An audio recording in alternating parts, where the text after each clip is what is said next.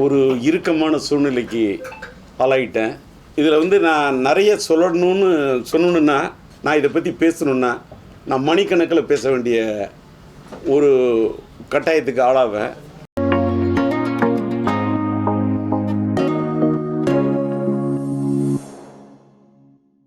வணக்கம் மீடியா நண்பர்களுக்கு என்னுடைய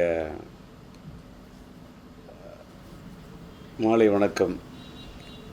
ஒரு திரைப்படம் பார்த்துவிட்டு இந்த படத்தை ஒரு பிரத்யேக காட்சிக்காக ஏற்பாடு செய்திருந்தார்கள். எனக்கு இந்த பிரத்யேக காட்சியை ஏற்பாடு செய்துவிட்டு நம்முடைய சமரசம் இது நடத்தி கொண்டிருக்கக்கூடிய ஒரு அற்புதமான எழுத்தாளர் முகமது அமீன் அவர்களும் என்னுடைய ஃபாரூக் பிக்சர்ஸ் ஃபாரூக் அவர்களும் இந்த திரைப்படத்தை பார்க்க வேண்டும் என்று ரொம்ப நாட்களாக விருப்பம் தெரிவித்து கொண்டிருந்தார்கள். அவர்களோட விருப்பத்துக்கு ஏற்ப படத்தினுடைய இயக்குனர் மீரா கதிரவன் அவரோடு நான் விழித்திரு படத்தில் இறைவனர்களால் ஒரு பாடலில் பணியாற்றியிருந்தேன். அவருக்கு எனக்கும் ஒரு நல்ல நட்பு உண்டு. அவர் இயக்குனர், அவரும் முறைப்படி என்னை அழைத்தார்.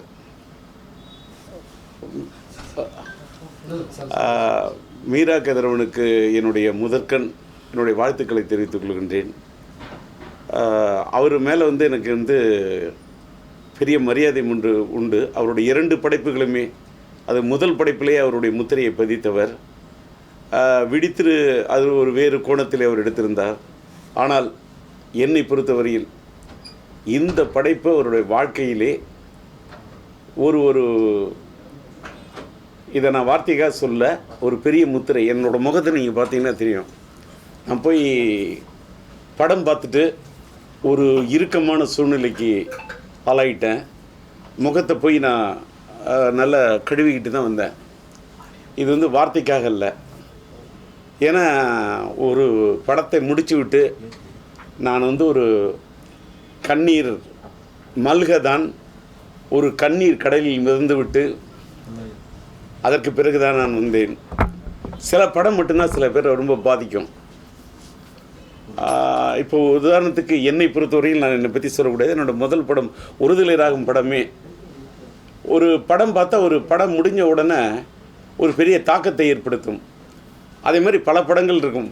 16 வயதில் படம் நம்முடைய மறைந்துவிட்ட இயக்குனர் இமயம் பாரதி ராஜா ஐயா அவர்களுடைய அந்த 16 வயதில் படம் பார்த்துவிட்டு அந்த படம் எனக்கு ஏற்படுத்திய தாக்கம்தான். அதற்கு பிறகு தான் நான் சினிமாவுக்கு வரேன். அந்த படத்துடைய தாக்கம் எனக்கு ஒரு பெரிய தாக்கத்தை ஏற்படுத்துச்சு. அதே மாதிரி பல படங்கள், ஒரு கல்யாண பரிசு பார்த்தா ஒரு பெரிய தாக்கத்தை ஏற்படுத்தும்.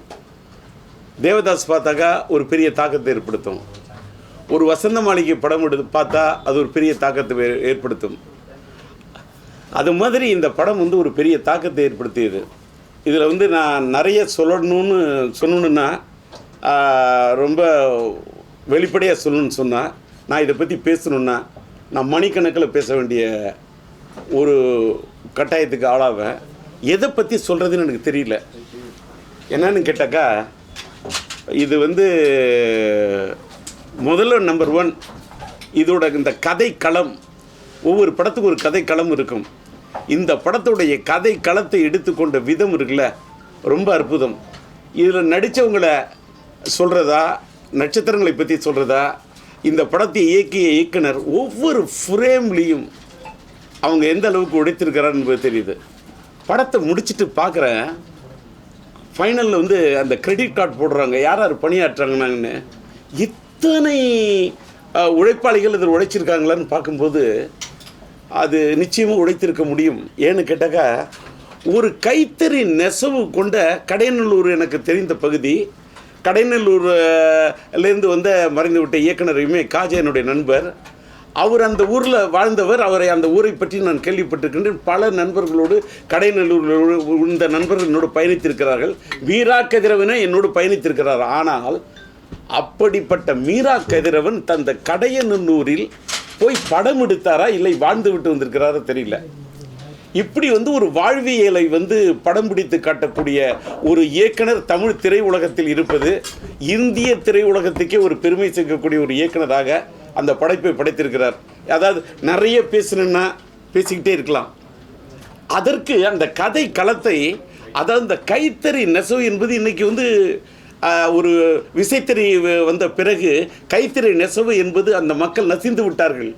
அந்த அவர்களுடைய உணர்வு அந்த கால்குழியை மூடின பிறகு அந்த வீடு, அந்த வாழ்க்கை, அந்த கைத்தறி எல்லாத்த விட ஒரு படத்தில் வந்து என்னுடைய இணைய நண்பர் கஸ்தூரி ராஜா அவர்கள், அவர் என்னோட நண்பர், எல்லாத்துக்கும் மேற்பட நானும் ஒரு முன்னாடிய நண்பர்கள்.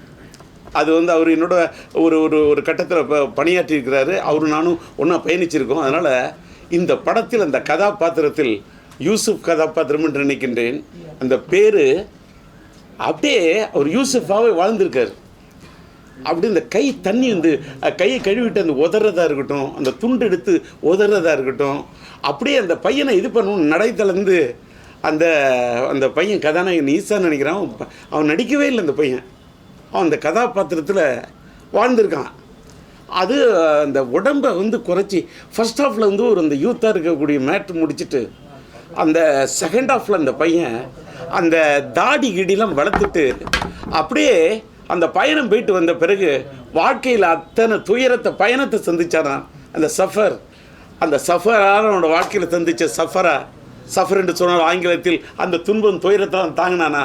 சஃபர்னு சொன்னால் இந்தியில் வந்து நம்ம உருதுல சொல்லக்குள்ள அது பயணம். அந்த சஃபரா அவனோட வாழ்க்கையின் சஃபரா அவன் அந்த பையனுடைய தாடியிலே இது தெரியுது. அந்த அளவுக்கு அந்த பையன் நடிச்சிருக்காரு. ஒரு அதே மாதிரி இசை வந்து சாமி வந்து ரீரெக்கார்டிங் ஸ்கோர் எக்ஸ்ட்ராடினரி. எனக்கு யாரை பற்றி பேசுகிறதுன்னு எனக்கு தெரியல. அது படத்தோட கலை வந்து கலை இயக்குனர் இருக்காரா, இல்லை மீரா கதிரவன் வந்து அங்கே இருக்கக்கூடிய வாழ்க்கையின் யதார்த்தத்தை எடுத்து படம் முடிச்சிருக்காரா. ஒவ்வொரு ஃப்ரேமும் அந்த கேரளாக்குள்ளே போக்குள்ளே வந்து அந்த எனக்கு அந்த ட்ரெயின் கிராஸ் ஆகுறதா இருக்கட்டும், என்ன ஏரியல் வியூவு, எத்தனை நாள் யோசிச்சிருப்பார், எப்படி இந்த படம் எடுத்தாங்க எனக்கு தெரியல. அப்புறமா வந்து ஒரு படத்தில் வந்து அந்த கதாபாத்திரமாகவே அந்த பொண்ணு வந்து அந்த நிலான்ற ஒரு இதை அந்த ஒரு பொண்ணு கதாபாத்திரத்தை இது பண்ணிட்டு அந்த என்ன சொல்கிறது, அந்த மாலை மங்கிய பிறகுதான் அந்த பெண்கள் அவர்களோட அந்த அவங்களுடைய அந்த தொழுகை நேரம் முடிந்த பிறகுதான் அவர்கள் அவர்கள் வந்து அந்த குடத்தை எடுத்துக்கிட்டு அந்த நீர் பிடிக்கிறதுக்கு போகணும். அப்போ அந்த காதலை வெளிப்படுத்துறதுக்காக அந்த பையன் அந்த அவன் கொண்டு வந்து அந்த சோப்பை எடுத்து அந்த குடத்துக்குள்ளே போடுறது, அந்த இடம் எனக்கு இப்போ கூட அதான் டச் பண்ணுது. அந்த குடத்தில் வந்து அதெல்லாம் வந்து அது ஒரு வாழ்க்கை, இது ஒரு வாழ்வியல், இது ஒரு படமாகவே நான் பார்க்கல. மீரா கதிரவனுக்கும் முகமது அமீன் அவர்களுக்கும் அதில் வரக்கூடிய ஹயாத் என்ற வார்த்தையாக இருக்கட்டும், ஒவ்வொரு வார்த்தைகளும் ஒரு இஸ்லாத்தில் இருக்கக்கூடியவர்கள், இஸ்லாத்தை உணர்ந்தவர்களுக்கு மட்டுமே இஸ்லாம் அலைக்கும் என்று சொல்வதாக இருக்கட்டும், அஸ்லாம் அலைக்கும் என்று சொன்னாலும் சரி, வாலிக் அஸ்லாம் என்றதுக்கு பதில் சொல்வதாக இருந்தாலும் சரி, இன்ஷா அல்லாஹ் என்பது எத்தனை தர இங்கே இந்த படத்தில் உச்சரிக்கப்பட்டது என்பதை கவுண்ட் பண்ணிக்கிட்டே இருக்கிறேன். அந்த வாழ்வியல் அது அல்ஹம்துலில்லா எப்படி இருக்குன்னு கேட்குறேன். அல்ஹம்துலில்லா நல்லா இருக்கேன். என்னால் நான் என்ன வாழ்க்கையில் என்னை பார்த்து அது வந்து ஃபாருக்கு கேட்டாலும் சரி, மீரா கதிரவன் கேட்டாலும் சரி, முகமது அமீன் கேட்டாலும் சரி, எந்த என்னோட இஸ்லாமிய நண்பர்கள் கேட்டாலும் சரி, அந்த அல்ஹம்துலில்லா நான் நல்லா இருக்கேன் அப்படின்னு தான் நான் சொல்லுவேன். இதெல்லாம் பார்க்கல. என்னடா இந்த பதிவு பண்ணுறேன்னா, நான் ஒரு இயக்குனராக இதை விமர்சனம் பண்ணவே இல்லை. நான் வந்து என்னோடய முதல் படம் மறைந்து விட்ட என்னுடைய இனிய நண்பர் இப்ராஹிம் அவர்கள், அவர் தான் அந்த படத்துக்கு தயாரிக்கிறதுக்கு இது பண்ணார். எனக்கு அதுக்கு உறுதுணையாக இருந்து என்னோட நண்பர் யாருன்னு கேட்டால் ஹாரூன் என்ற என்னுடைய இனிய நண்பர் தான் அவர்கிட்ட அறிமுகப்படுத்தி இதனோட பழைய கதையாக இருக்கலாம். ஆனால் இப்ராஹிமுடைய தம்பி ஜஃபர்லாவும் சமீபத்தில் தான் மறைஞ்சார்.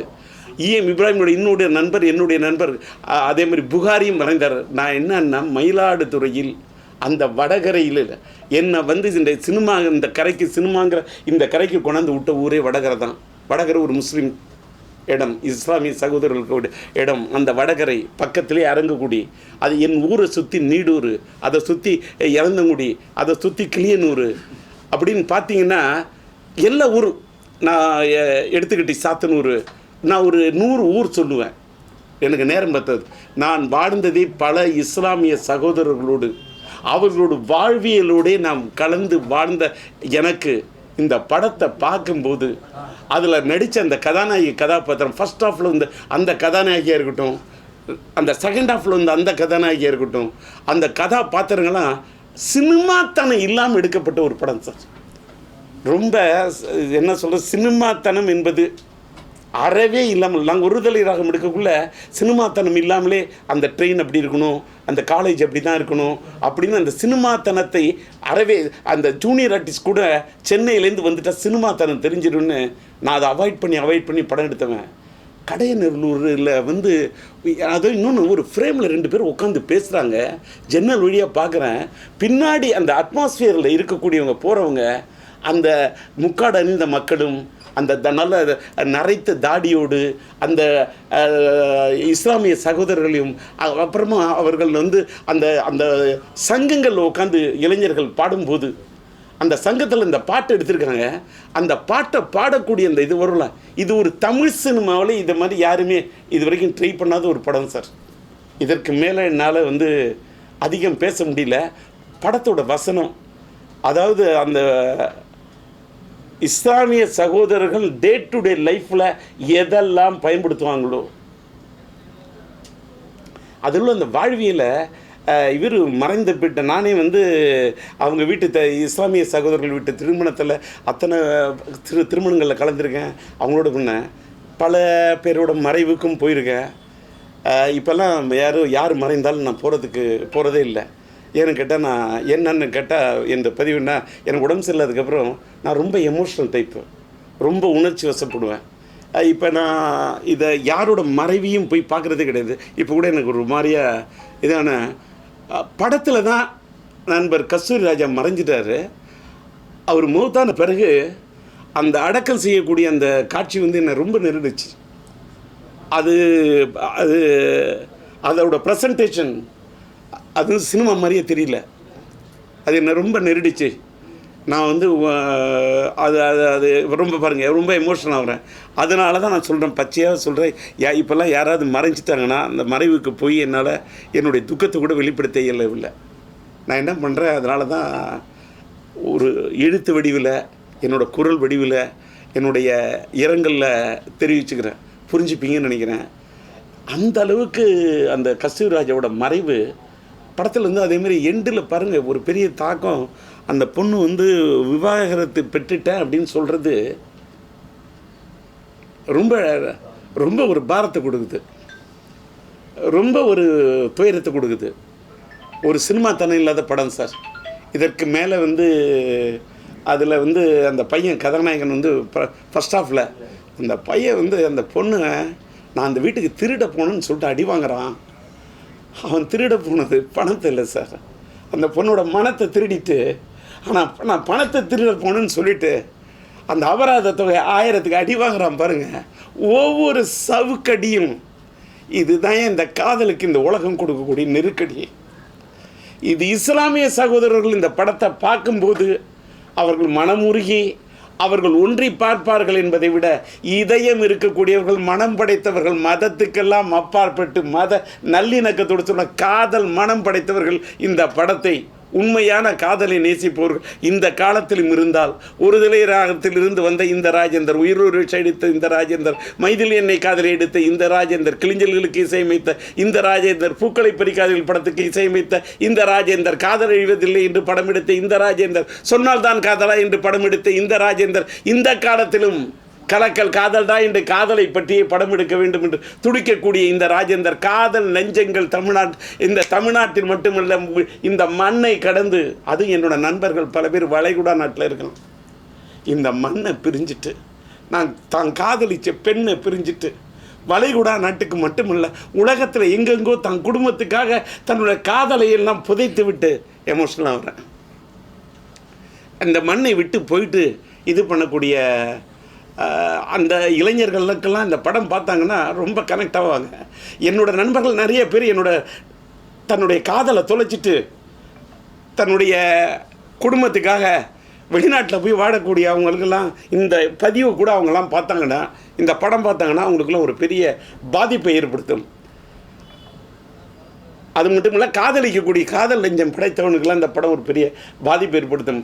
காதலர்களே, மதத்தை பார்க்காதீங்க, மதத்தை பார்க்காத மனத்தை பாருன்னு பேசுறது வசனமாக சில பேருக்கு தெரியும். இனத்தை பார்க்காத இதயத்தை பாருன்னு சொல்கிறது வசனமாக தெரியும். நிறத்தை பார்க்காத நெஞ்சத்தை பாரு அப்படின்னு சொன்னால் உங்களுக்கெல்லாம் வசனமாக தெரியும். ஆனால் இது வசனம் அல்ல, இது வார்த்தை அல்ல, இது ஒரு வாழ்க்கை.